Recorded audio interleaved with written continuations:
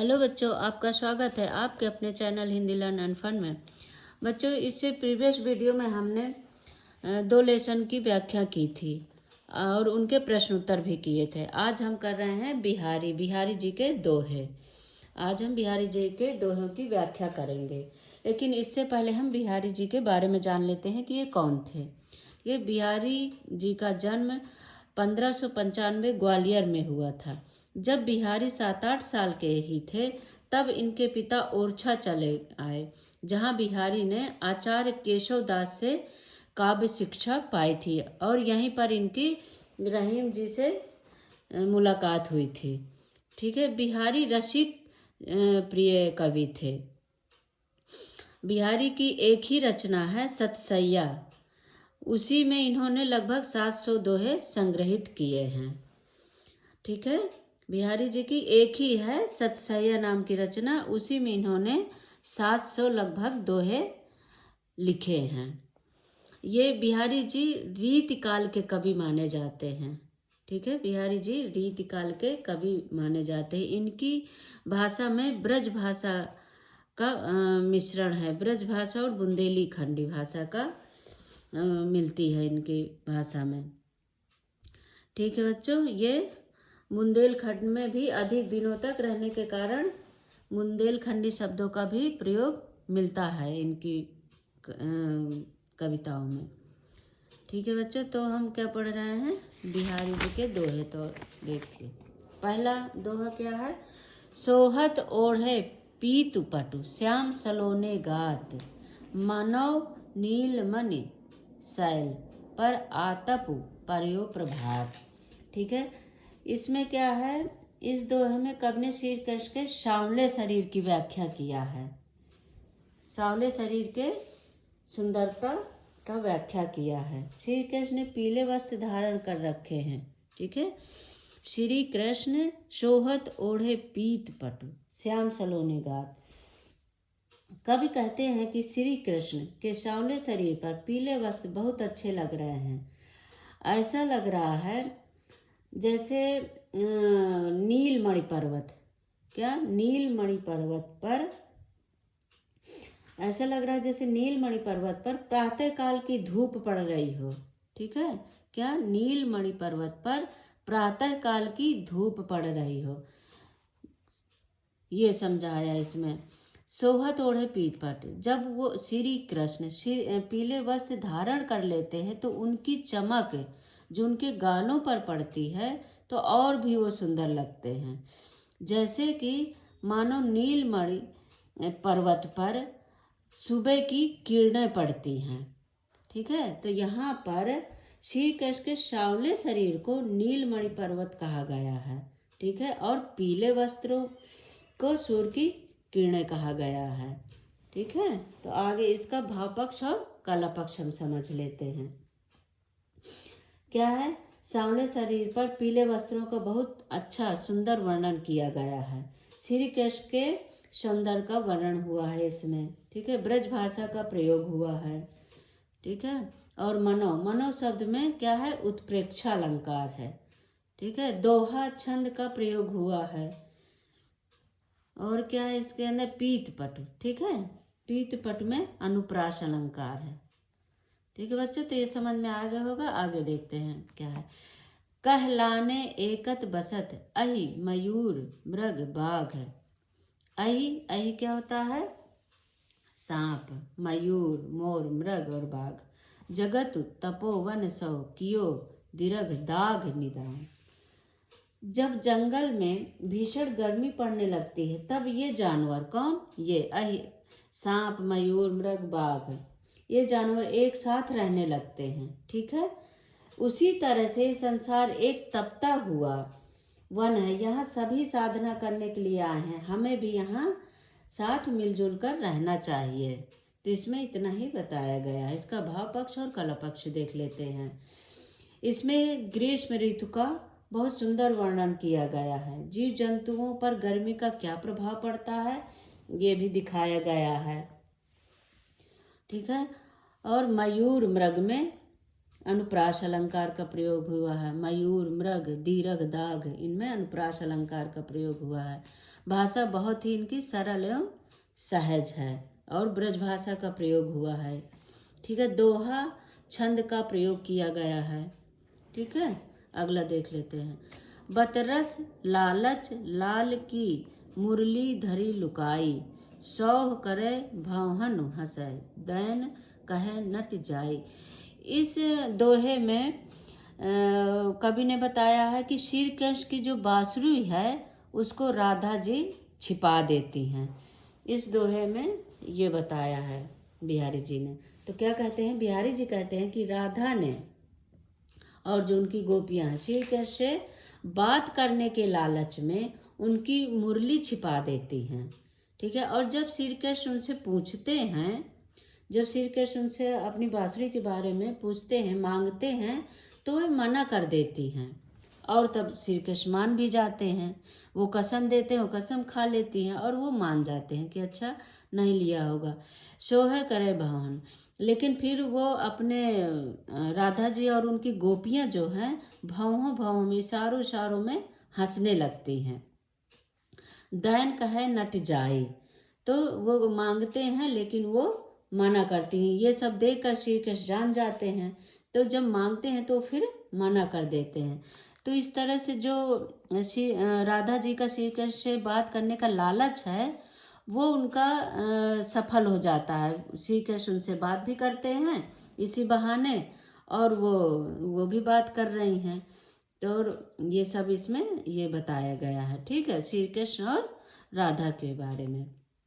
इसका भाव पक्ष और कला पक्ष देख लेते हैं।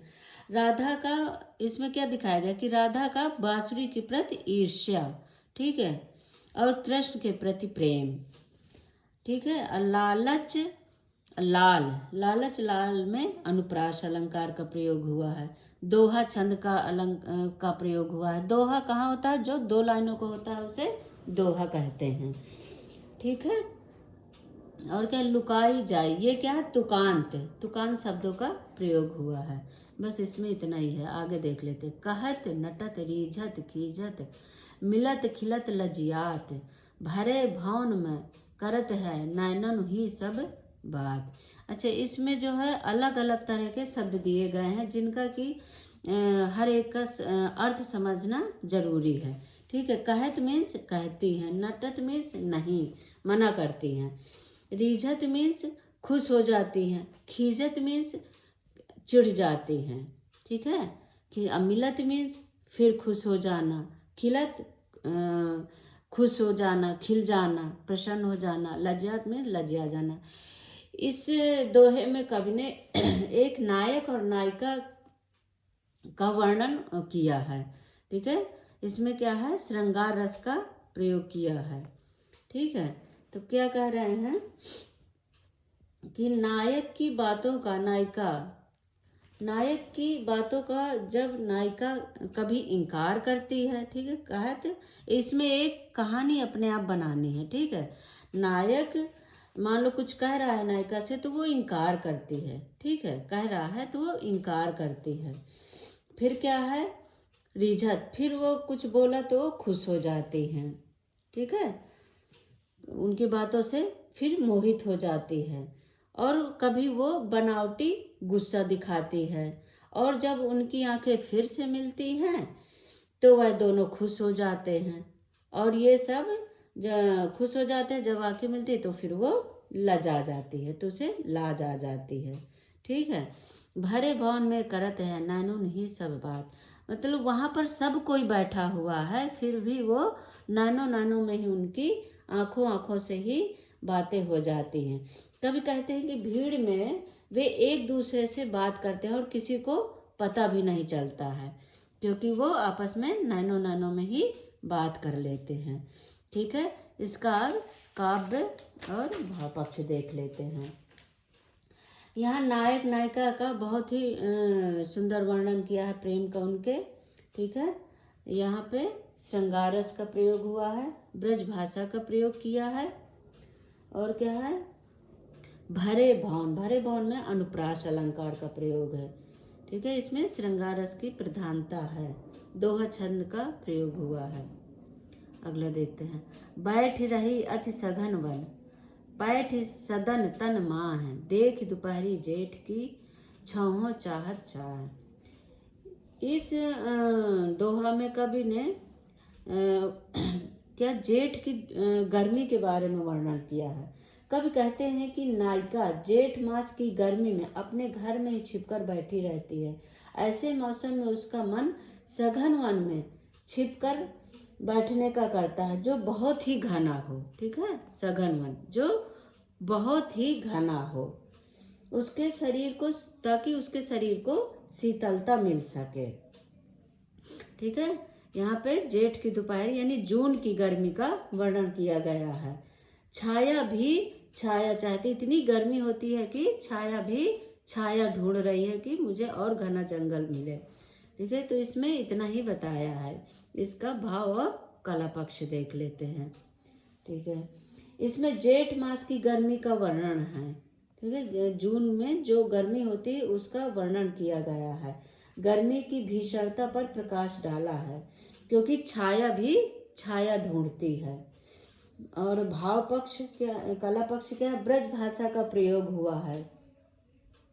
देखें, देख दोपहरी, देख दोपहरी में क्या है, अनुप्रास अलंकार। ठीक है, दोहा छंद का प्रयोग हुआ है।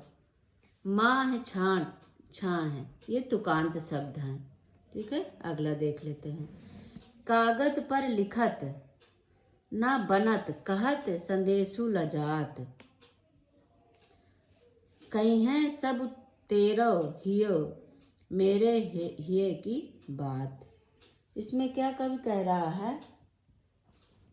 ठीक है, कवि क्या कहता है कि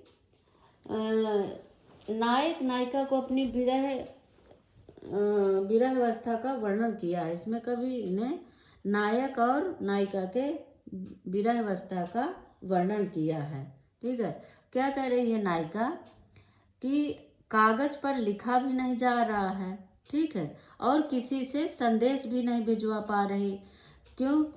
कागज पर मैं लिख भी नहीं सकती, इतने सारे शब्द हैं, इतना कुछ कहना है कि मैं कागज पर लिख भी नहीं पा रही हूँ, और मुझे किसी से संदेश भिजवाने में भी लाज आ रही है, मुझे शर्म आ रही है कि मैं कैसे कहूँ अपने शब्दों को। ठीक है, कहियो सब तेरो हियो, क्या कहूँ जो मेरे हृदय में है, वो जो मेरा हृदय महसूस कर रहा है आपके लिए, वही आपका हृदय भी मेरे लिए महसूस कर रहा होगा। जो मुझ पर बीत रही है वही आपका भी हृदय महसूस कर रहा होगा।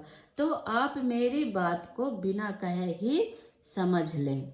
ठीक है, तो इसमें इतना ही बताया गया है। इसका कला और भाव पक्ष देख लेते हैं।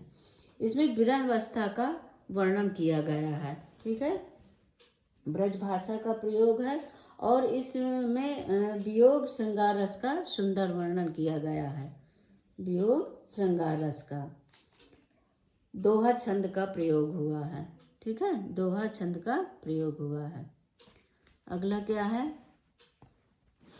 प्रकट भय दुजराज कुल, सुबस बसे ब्रज आई, मेरे हरो कलेश सब केशव केशव केशव राई।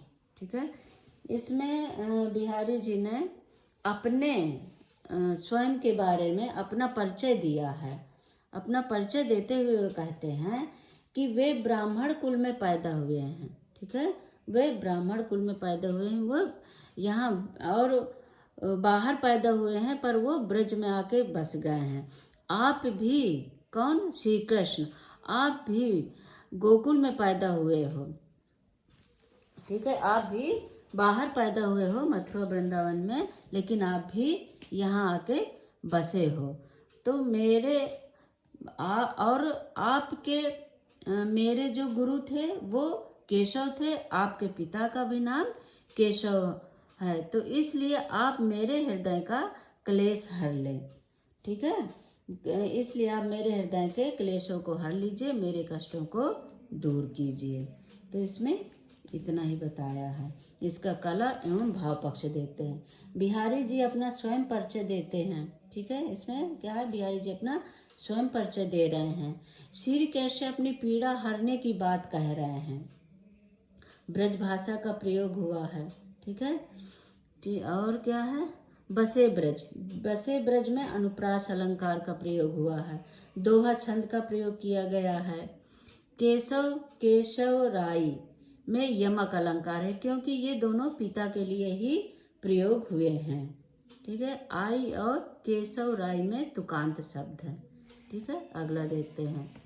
जप माला छापय तिलक सरय न एको काम, मन कांचय नाचय वृथा साचय राचय राम। क्या है, कवि मनुष्य को शिक्षा देते हुए कहते हैं कि ईश्वर प्राप्त के लिए किए गए विभिन्न क्रियाकलापों के बारे में कहते हैं कि माला जपना, ठीक है, माला जपना, ईश्वर का नाम शरीर पर अंकित करवा लेना, छपवा लेना, मस्तक पर तिलक लगाना, ठीक है, ये सब व्यर्थ की बातें हैं, ये सब आडंबर है। ये सब करने से कुछ प्राप्त नहीं होता, कोई काम सिद्ध नहीं होता है। अगर हमें भगवान तभी प्राप्त होते हैं जब हम व्यर्थ में इधर उधर नहीं भटकते और हमारे हृदय में प्रभु का वास होगा, तभी सच्ची भावना से ही हमें राम मिलेंगे। ठीक है, और ये बाहरी आडंबर करने से हमें राम की प्राप्ति नहीं होती है। जब हमारा मन साफ होगा, इधर उधर नहीं भटकेगा, तभी हमारे हृदय में प्रभु का वास होगा। तो इसमें इतना ही बताया गया है, इसका भाव एवं कला पक्ष समझ लेते हैं।